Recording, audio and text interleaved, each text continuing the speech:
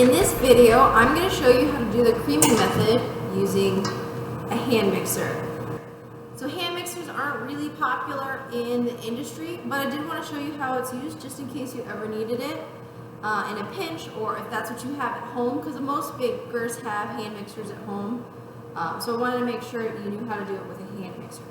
So in my bowl, I've already mise en placed all of my first steps. So that's my butter and both of my sugars. So remember, in the creaming method, we start by creaming our fats and our sugars. So I'm going to put my hand mixer inside the bowl. And every hand mixer is different. This one has an on and off switch, and then there's different dials for speed. So I always want to start on a low speed just so that I'm in control, right? So if I started really high, I might kind of make everything fling out of the bowl and make a really big mess, and that's definitely not what I want. Really important, especially with hand mixers, that your butter is really, really soft. Oops. So I'm going to go ahead and crank this up. So remember, when we're in the creaming method, we're creaming until everything is nice and light and fluffy. That will take forever if we keep it on a low speed. So this works a little differently than when you see me do the creaming method with our stand mixer, in that because it's in my hand, I can move it around. In the stand mixer, it stays still. So it does give me a little bit more control. It does make it slightly more tiring. Not super tiring, but it is different for sure. If you can imagine though, if you were in the industry and you needed to do, 100 pounds of cookie dough, how big the hand mixer would have to be for you to do that. So it is really important that you understand how to use a stand mixer when you go into the industry.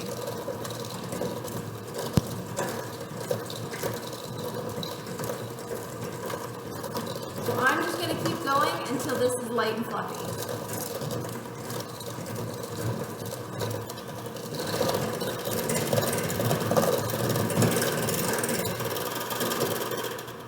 So periodically, as you're creaming, it's still a good idea to scrape the bowl. Even though with the hand mixer we're able to kind of move it around, it still really helps to make sure you get everything incorporated nice and evenly, and you don't have any butter or sugar weirdness stuck somewhere. So it is a good idea to scrape that bowl. And then we go back in because we're getting close.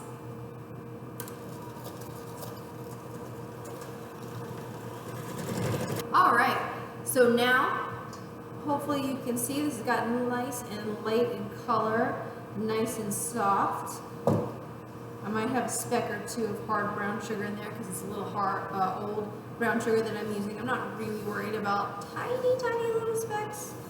Sometimes it just happens with old brown sugar. Typically in the industry you don't have old brown sugar because you're just baking all the time.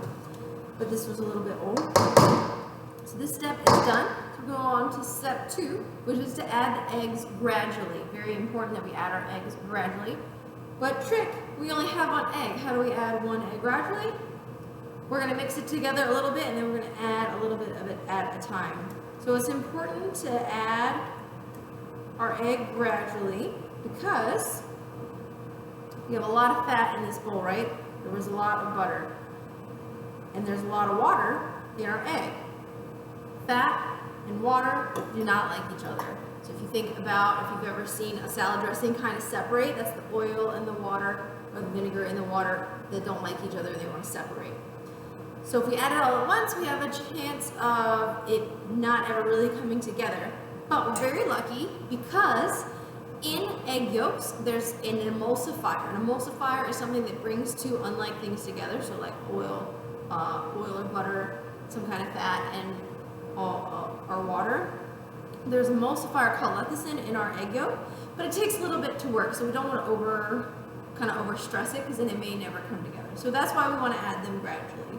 So I added half of my egg, and I'm going to turn it on low, again because I don't want it to splash all over me, and then I can kind of work it up from there once I feel confident.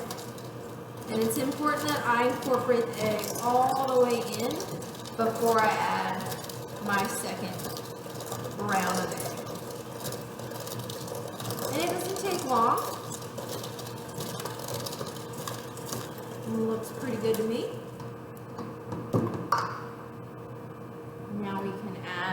second half of our egg. And it's important that we say gradually, because sometimes if we had 3 eggs in a recipe, maybe we would add 1 at a time. But like I showed you here, 1 egg, we might add, half at a time to add it gradually. If we had 100 eggs, we're not going to add 100 eggs at a time, we might add 30 at a time. So that's why we want to make sure we say gradually add the eggs. Alright, so again, on low speed, I want to make sure I get this completely incorporated.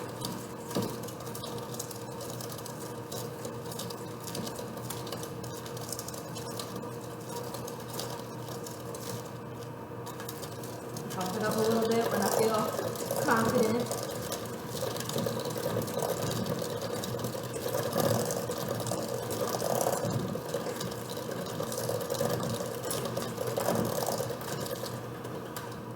Now it's all mixed in.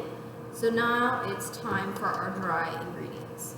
So in our bowl of our dry ingredients, still see that, we have our flour, our baking soda, and our salt. So there's very tiny amounts of baking soda and salt, so it's really important for us to combine all of this together. So you could use a whisk, you could use your hand. We already have a spatula dirty, so I'm just going to use a spatula, and I'm just going to give this a quick stir. They're such small quantities, but it's very important that they're evenly dispersed. You don't want like a ton of salt in one bite and then no salt in any other bites. That little bit of salt is going to help bring out a little bit of the flavor in the cookies, but you don't really want it to necessarily taste salty. And then the baking soda is really important for the spread. If it's not spread all the way through our dough, it can be in too high a quantity in some of our cookies, which can give you a metallic taste, which obviously is not what we want. So we just want to combine all this together. Now, as soon as we add flour to any recipe, we have to start thinking about gluten.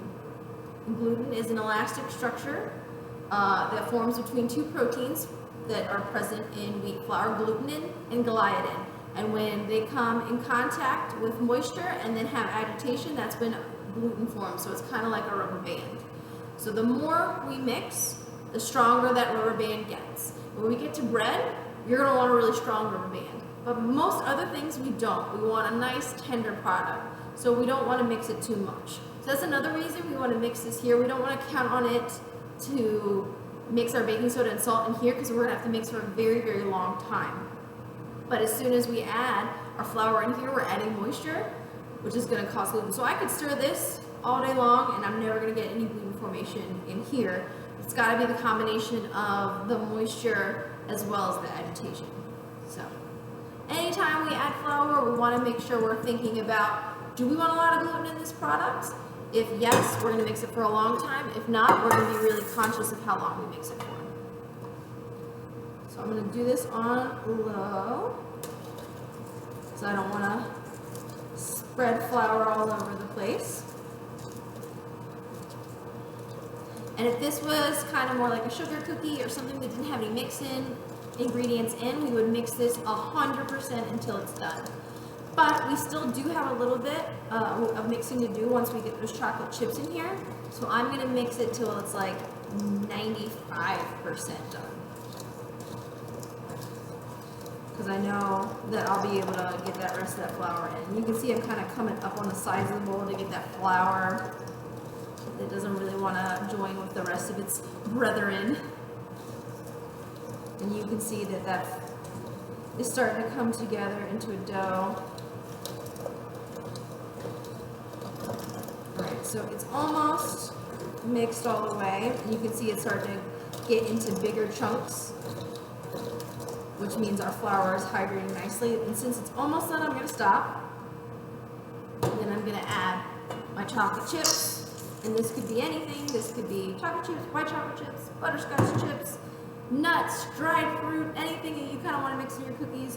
It's always going to be in this step. Now we're going to mix these in. And this is the last addition.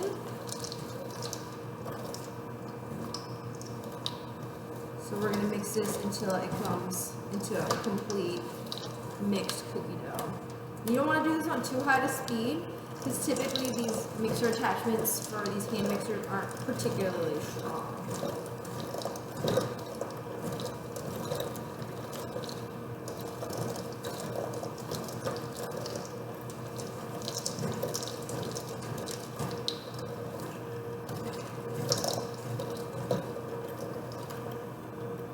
Now because these are tiny little tines, they're almost kind of like cutting through the dough, as opposed to when we use our hand mixer, they're really big, so it kind of helps get our dough a little bit more together. So I'm just going to go in here with my hands, and you can see very quickly how it comes together, as opposed to these little, almost like skinny things that we're basically cutting through our dough.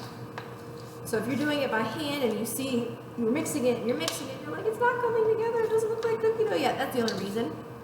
So just get in there with your hands. Our hands are a great tool, and when we get to portioning, we're going to get our hands in this cookie dough anyway, so it's not a big deal if our hands get dough on them. So we do want to do the least amount that we can. Remember, we don't want to activate a lot of our gluten. We don't want to overwork it. So once it's come together in a dough, all of our chocolate chips look pretty evenly dispersed. Very important to have your chocolate chips evenly dispersed. You don't want your one customer to get 10 chocolate chips and the other one gets 0, because that's really sad. So take a look around, make sure it looks nice and even, and then we can start to portion. So I have my baking sheet here, and I have a scoop. This is what we typically use in the industry to portion our cookie dough. And it's great because it makes sure that everything is the right size. There are big machines that can portion lots of cookie dough for you. You typically won't have a machine like that unless cookies are your business. It kind of depends on where you're at. So for example, when I was at the Country Club Virginia, I made cookies, but it wasn't the #1 thing we did, so we typically did them by hand. We also had a tiny shop, and those machines are big. When I worked at James Madison University, we had 2 dining halls, and so we would make thousands and thousands of cookies every single day. So we did have a machine like that. So we would make the cookie dough, put it in a hopper, and it would scoop it out for us. We also had a much bigger bake shop, so we had space for a machine like that. So it does depend on the industry, but here in the bake shop at CTC at Hall, we do not have one of those machines. We just have the hand scoops, but we don't really go through that many cookies anyway. So what you're going to do is you're going to scoop up a little cookie dough, and then you're going to take your finger or your palm. Sometimes I'll do my palm, either one, as long as you do it the same way as you go. And I'm just going to flatten it, and then I'm going to scoop it out, just like that. So I'll show you that again. I'll go in, flatten it, scoop it out. And I'm going to go until I get all of my cookie dough scooped out. Now how you place your cookie dough on your sheet pan depends on what you're doing next. So cookies like this, drop cookies, they freeze incredibly well. So if I was going to put them in the freezer before I bake them, I would put them really, really close together, because then I don't take up a lot of freezer space. But if I'm going straight into the oven, I'm going to spread them out so they have space to expand without touching each other. So it just depends on what you're doing. Most of the time in the industries, for example, when I was at the Country Club and I would make cookies, I would just make a ton of cookie dough, and then I would pull out the cookie dough as I needed it. It's just a little bit more efficient, and because you're still baking it fresh, it tastes the same as if you mixed it that day, as long as you don't keep it in the freezer for over 6 months. So it's really, really way more efficient to make one big batch that'll last you a couple months than tiny little batches all the time. Way more efficient. So I'm going to scoop all of these cookies until I'm out of dough. All of my cookie dough is all scooped out, so this pan is ready to go into the oven, so I can show you what it looks like baked right after it's been made. And these are going to go in the freezer overnight, and I'm going to bake them tomorrow so you can see what that looks like. So again, going into the freezer, I can keep them really close so I can save a lot of space. I'm actually going to make another cookie dough here in a little bit so I can put those cookies here, save space in my freezer. Also, I'm going to saran wrap it, so it'll save me on saran wrap, which is expensive, so that's pretty important as well. So I'm gonna go ahead and get these into a 350-degree oven. About halfway in their baking time, I'm gonna turn them so that they bake evenly. And what I'm looking for is just barely gold around the edge, and actually should still look underbaked as well. So I'm gonna get these into the oven, and I'll show you what that looks like. So it's time to get these chocolate chip cookies into the oven. So when I open the oven, I'm very loudly gonna say, hot oven. I'm gonna open them up, slide them in. I'm gonna set my timer for 5 minutes, and I'm gonna check it, rotate it, and then I'm gonna set it for another 5, see how it looks. Okay, so we're at the halfway mark, so now it's time to take a look. Hot oven, oops, I forgot. Hot oven. So I'm gonna pull them out, and you can see they've started to spread a little bit, but they're still not baked all the way, obviously. So I'm gonna go ahead and turn them around, so the ones that were in the front are now in the back, and vice versa. I'm gonna close the oven, and I'm gonna set it for another 5 minutes. Okay, so it's been 10 minutes. And hopefully you can see in the back, they're starting to get just a tiny bit gold, but the front not so much yet. So I'm gonna just do 1 more minute so that they can get a little bit golden, and that's gonna be it. Hot oven. Okay, so it's been 1 more minute. And we got that little bit of golden that we're looking for. And you can see they poofed up a little bit, and they almost, hope you can see, they're almost like they look underbaked. So that poof is actually going to fall as they cool, and they're going to be nice and chewy on the inside, so I'll show you what that looks like. Okay, so our chocolate chip cookies are in the oven, so I want to show you the final product. So you can take a look. This is what we're working with right here. So you can see there's just a tint of gold just starting to creep up the side just barely. And then the bottom's got a little bit of gold too, but not really a lot of color on the top, and that's what we're looking for when we want those nice soft cookies. So if I take it and I go to break it, you see how it just kind of bends before it breaks. It's exactly what we're looking for. So it's nice and soft on the inside, and these cookies are perfect. Very happy with that. We'll see what they look like tomorrow when we break them from, when we bake them from frozen. Okay, so this is my rock hard frozen cookie dough, and it's very awesome because I can literally just bake it from frozen, which is really convenient to have in your bake shop's freezer. So then just at the drop of a hat, something comes up. Ooh, that fit really perfectly. You can get these in. They don't take that long to bake, so you really can have a good product pretty quickly. So I'm going to get these into the oven, and I'll show you what the final product looks like. Okay, so the chocolate chip cookies have come out of the oven, and they've cooled a little bit, so I want to show you that they look just like chocolate chip cookies. Straight from frozen in the freezer, super easy. Love that about drop cookie dough. So still a little brown on the bottom, just hinting up the sides. It's still a little warm, but if I go, oh yeah, nice and soft. See how it like really bent? You can see it's all nice and chewy and wonderful in there. And these are perfect. So now you know how to make chocolate chip cookie dough or any kind of drop cookie dough with creamy method. And you can see how awesome and versatile it is, and how great it is for a pastry chef to be able to have this great dough in the freezer at their disposal whenever they need it. And that's chocolate chip cookies.